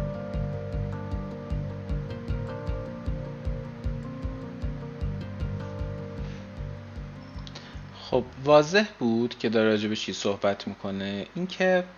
اینکه کربن از با چه الگویی داره در سراسر زمین منتشر میشه، حرکت میکنه و چه فصلهایی چجوری اثرگذار روش و اینها موضوعاتی هستند که روی مبانی، حتی روی مبانی طراحی ما میتونه اثر بذاره. مفصل میشه راجع به اینا صحبت کرد. حالا من میخوام یه نکته ای رو به عنوان یه چند دقیقه آخر صحبتم راجع بهش صحبت کنم. اونم اینه که ما هممون در مورد چرخه آب شنیدیم، درسته؟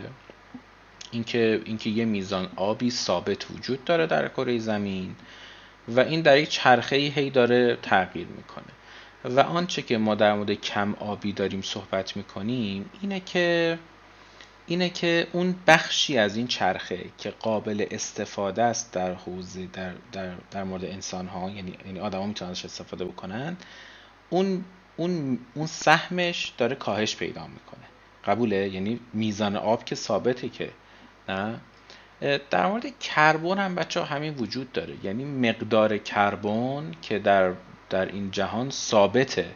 بنابراین وقتی ما از انتشار کربن حرف میزنیم داریم راجع به چی حرف میزنیم؟ مگه کربن به وجود میاد؟ مگه کربن از بین میره؟ مقدارش ثابت همواره. پس ما دغدغه چی رو داریم؟ این ویدیو دومیه رو هم ببینین، این کوتاه‌تره. Throughout Earth's history, carbon has cycled naturally between the ocean, the biosphere, and the atmosphere.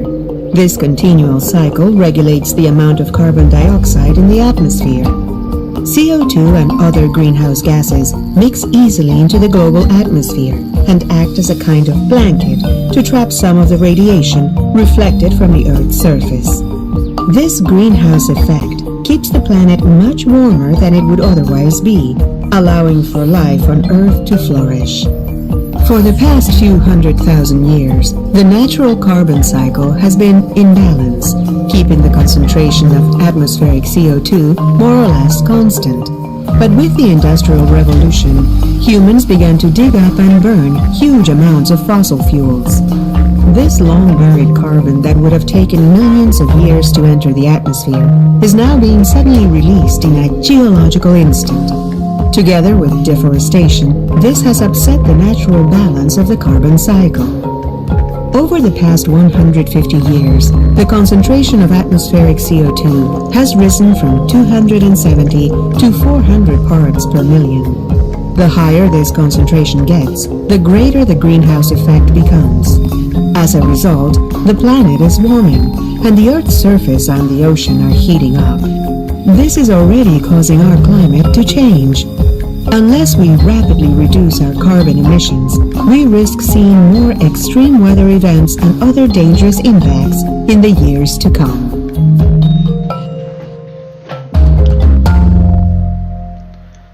Past few 100,000 years, the natural تا اینجا هم قبوله که داریم راجع به چی حرف میزنیم. اینجا رو نگاه کنین.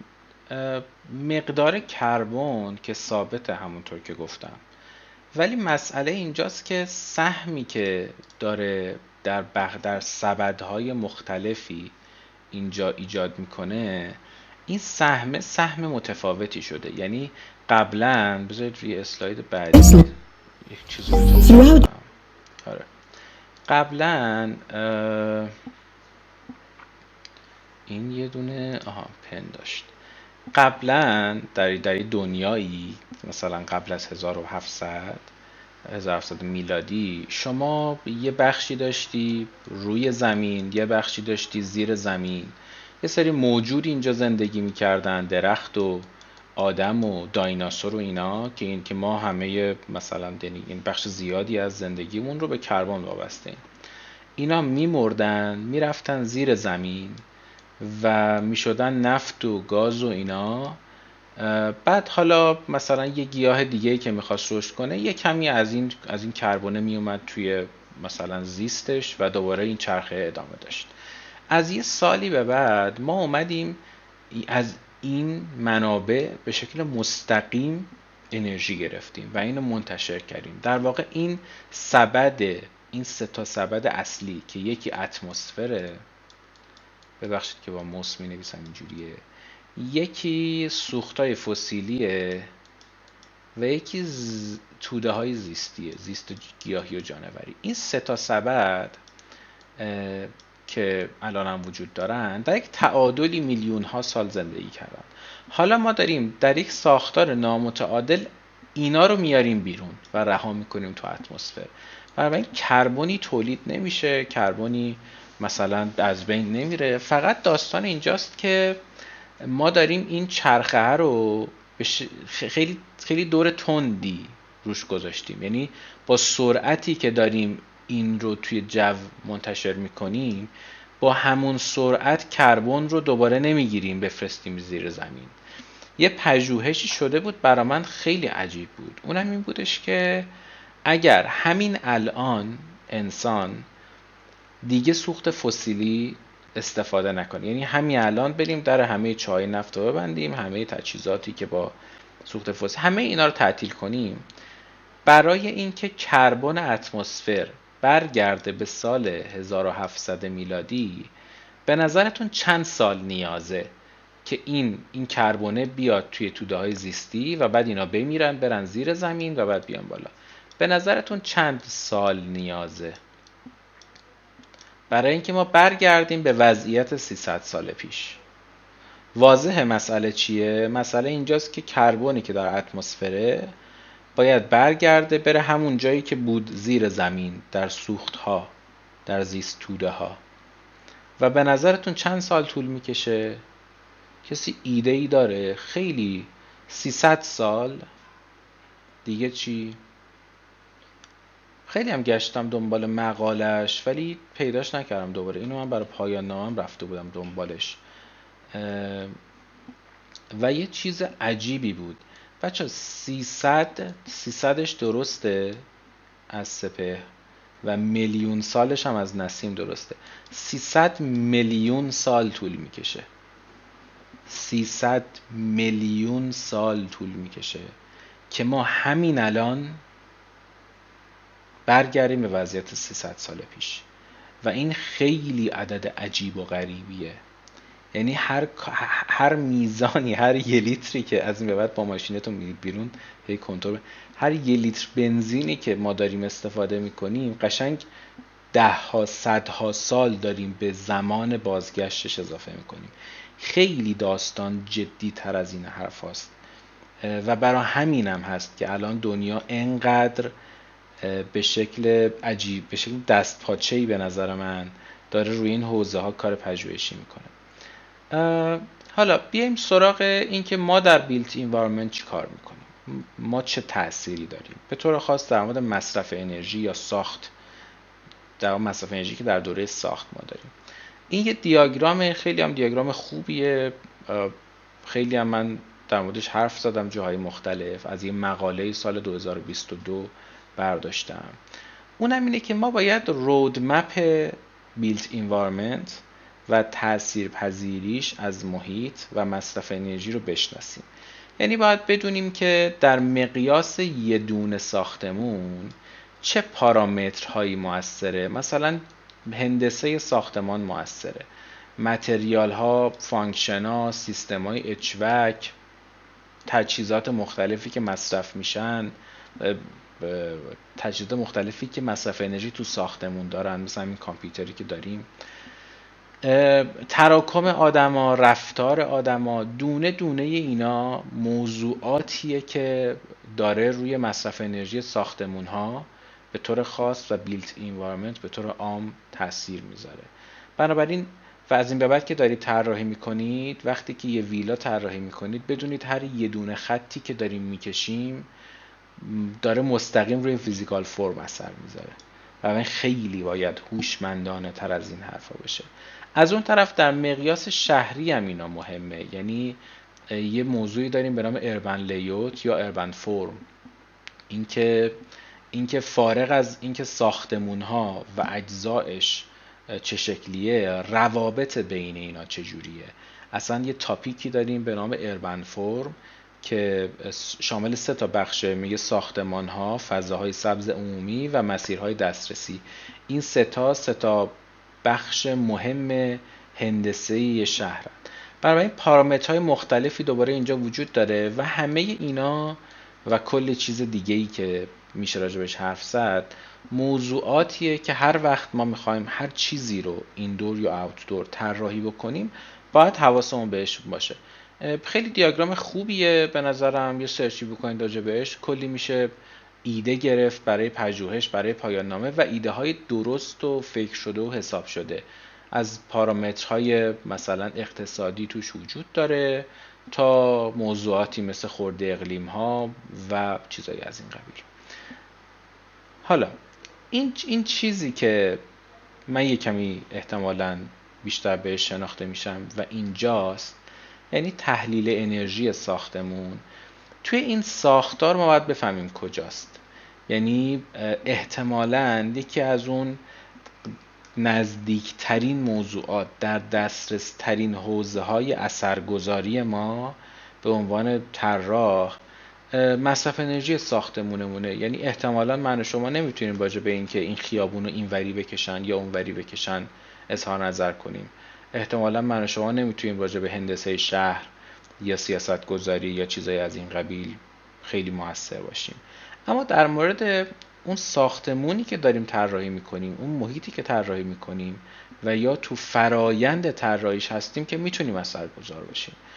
اون کجاست؟ این بیلدینگ انرژی سیمولیشن به طور خاصه. یعنی اینکه بتونیم به یه روشی پیش بینی کنیم که این ساختمان در دوره بهره برداری چقدر انرژی نیاز داره و بعد از اونجا ما میتونیم تخمین بزنیم موضوعات environmental impact رو که تخمین بزنیم چقدر CO2 داره تولید میکنه و اینا. حتی یه چیزی بزرگتر از این وجود داره به نام LCA. کسی شنیده راجع بهش؟ Life Cycle Assessment. آره، اینکه حالا این بیلدینگ انرژی سیمولیشن فقط در دوره در دوره بهره برداری به طور خاص نرم افزارهاش، ولی LCA یه قدم عقب‌تر برمیگرده. میگه آقا این ساختمون از لحظه‌ای که یک کسی تصمیم میگیره بسازتش تا لحظه‌ای که تخریب میشه، نه به عنوان یه لایف سایکل، به عنوان یه چرخه، کجاها داره چی کارا میکنه، کجاها مصرف انرژی داره، کجاها چقدر مصرف داره، چقدر کربن داره در واقع منتشر میکنه، چقدر هزینه داره رو دست مثلا سازنده و طراح و شهر و اینا میذاره.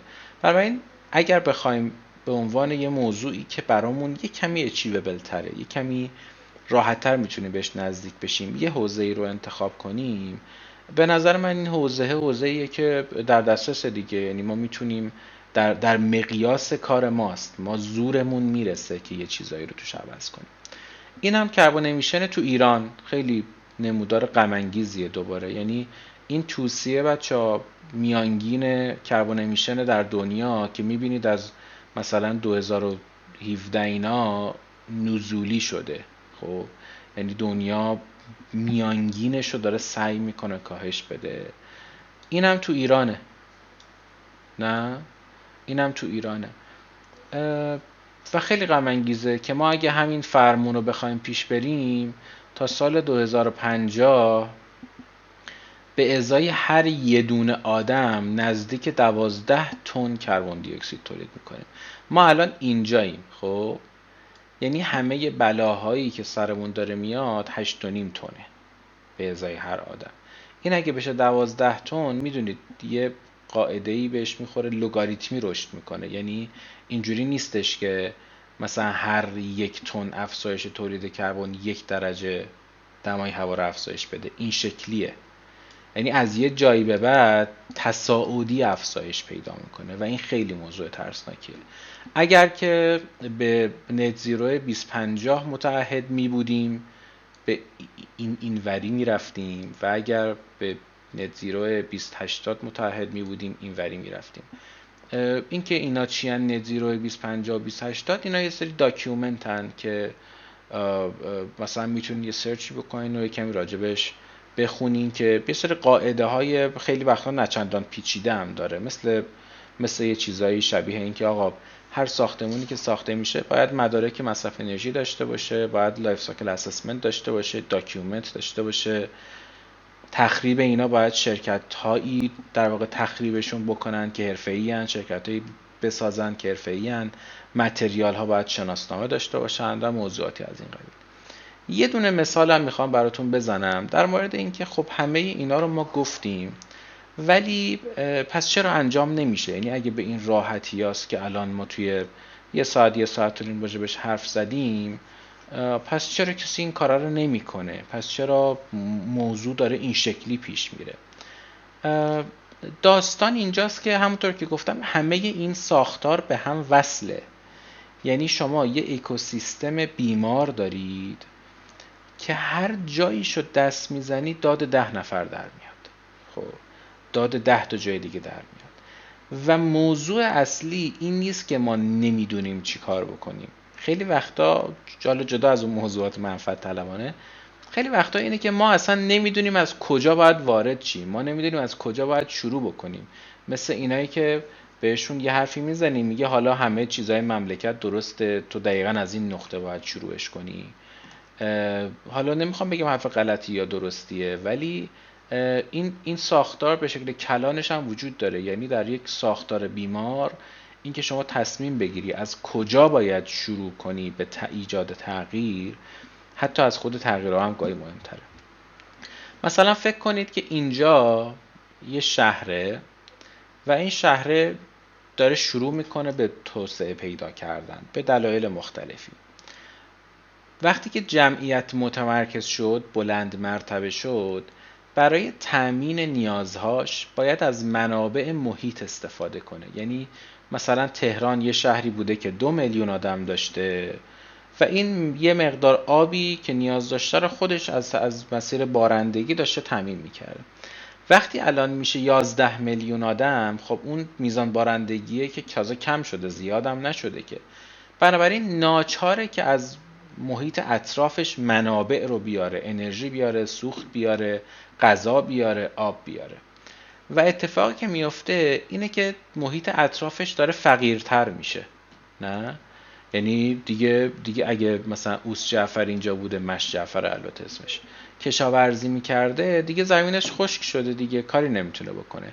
اونم میاد تو شهر، میاد جایی که زنده بمونه دیگه.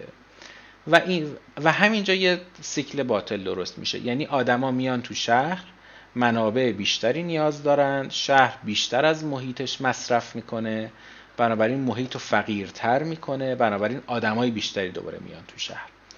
یه سیکل اونوری هم داره. یعنی وقتی که شما اینجا این همه آدم، 11 میلیون آدم داری، اینا به شکل‌های مختلفی پسماند دارن تولید میکنن، پسماند متمرکز تولید میکنن، از پسماند بهداشتی و غذایی گرفته تا همین کربن دی اکسید، تا آلودگی نوری، تا آلودگی صوتی، همه اینا پسماند زیستی حساب میشه دیگه. و دیگه این جغرافیا تحمل هضم اون پسماندا رو نداره. میدونین؟ یعنی اگر توی تهران 1000 تا ماشین بود، یه کربنی تولید میکرد، این اتمسفر، این زیست بوم ظرفیتش رو داشت که اون از طریق گیاها جذب کنه و مشکلی پیش نیاد. ولی اگه شد 11 میلیون خودرو، دیگه نمیتونه، دیگه زورش نمیرسه. بنابراین میاد پسماند رو به بستر دوباره پس میده و دوباره محیط خودش رو فقیرتر میکنه. واسه همینه اون نکته‌ای که فکر کنم سپهبود گفت، یکی از دلایل توسعه کج و کوله که باعث فقر بیشتر میشه همینه. یعنی ما میایم یه جایی درست میکنیم که همه منابع بستر رو مصرف میکنه، بعد پسماندم به بستر پس میده. بنابراین اتفاق متداولیه که ما حول شهرهای بزرگ دنیا حلبی آباد میبینیم. حول شهرهای بزرگ دنیا فقر میبینیم، حول شهرهای بزرگ دنیا فساد میبینیم، به خاطر اینکه اینا دارن این شهرهای بزرگن که دارن منابع و مصرف میکنن و این خیلی اتفاق غم انگیزیه. حالا اینکه از توی یه همچین چرخه‌ای شما میخوای چیکار کنی؟ مثلا میخوای قانون بذاری هیچ کس دیگه‌ای حق ندارد وارد شهر بشود. اینا رو گذاشتن دیگه، کار نمیکنه. طرفی که اینجاست آب و نون نداره بخوره. چه قانونیه تو گذاشتی؟ قانون میذاری که نمیدونم این آدما باید یه مقداری مالیات بدن. خب میره اون جنسی که تولید میکنن گرونتر میفروشه مالیاتشو. میدونین این ساختار و این سیکل است که مانع میشه برای اینکه ما بتونیم برنامه ریزی و مداخله بکنیم. و من همینجا میخوام حرفمو تمام کنم، در همین حد که این سوال تو ذهن هممون بمونه که پس چی کار باید کرد، پس کجای این چرخه باید مداخله کرد.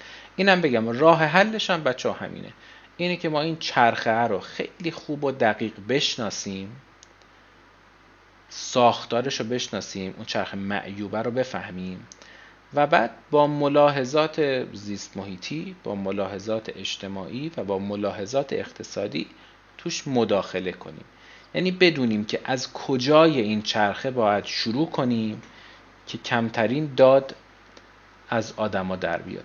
خیلی ممنون که گوش دادین. من دیگه نکته‌ای ندارم. یه سری راه ارتباطی با ما دارید که همکارم اینجا داره نشون میده بهتون که خودم هستم اون همکارمم. صحبت من تمام شد. اگر که کسی نکته‌ای، سوالی، چیزی داره که فکر میکنه من میتونم کمکش کنم، من میشنوم.